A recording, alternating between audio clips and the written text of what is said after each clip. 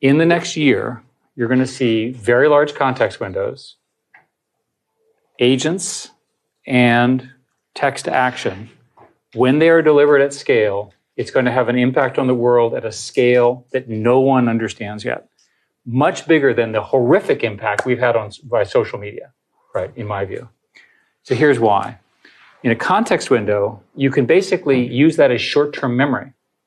And I was shocked that context windows get this long. The technical reasons have to do with the fact that it's hard to serve, hard to calculate, and so forth.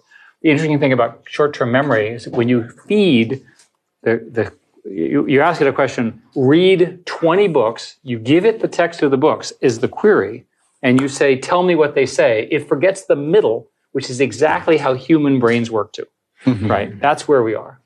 With respect to agents, there are people who are now building essentially LLM agents, and the way they do it is they read something like chemistry, they discover the principles of chemistry, and then they test it. And then they add that back into their understanding, right? That's extremely powerful. And then the third thing, as I mentioned, is text to action. So I'll give you an example. The government is in the process of trying to ban TikTok. We'll see if that actually happens. If TikTok is banned, here's what I propose each and every one of you do. Say to your LLM the following.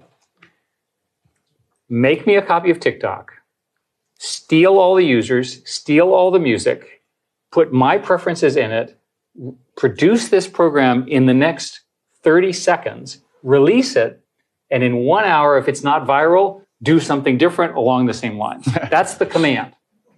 Boom, boom, boom, boom, right?